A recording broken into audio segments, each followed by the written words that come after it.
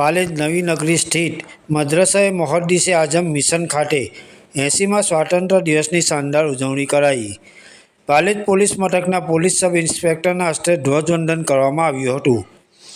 ભરૂચના પાલેજની નવી નગરી સ્થિત વેસ્ટ યંગ સર્કલ કમિટી સંચાલિત મદ્રસા મોહદ્દીસે આઝમ મિશનના પટાંગણમાં 80મા સ્વાતંત્ર્ય દિવસની શાનદાર ઉજવણી કરવામાં આવી હતી। આ પ્રસંગે મોટી સંખ્યામાં નવી નગરીના રહીશો ઉપસ્થિત રહ્યા હતા। મદ્રસા મોહદ્દીસે આઝમની ઇમારતને રાષ્ટ્રધ્વજથી શણગારવામાં આવી હતી। આ પ્રસંગે મૌલાના વસીમ સાહેબે હાજરજનોને સંબોધતા જણાવ્યું હતું કે ઇસ્લામ દેશને વફાદાર રહેવા માટે આદેશ આપે છે। દેશપ્રેમને પ્રાધાન્ય આપવા તેઓએ વિશેષ અનુરોધ કર્યો હતો। સાથે સાથે સ્વાતંત્ર્ય દિવસની શુભકામનાઓ પાઠવી હતી। ત્યારબાદ પાલેજ પોલીસ મથકના પોલીસ સબ ઇન્સ્પેક્ટર એસબી સેદાણીના હસ્તે ધ્વજવંદન કરવામાં આવ્યું હતું। રાષ્ટ્રગીત સાથે કાર્યક્રમનું સમાપન કરવામાં આવ્યું હતું।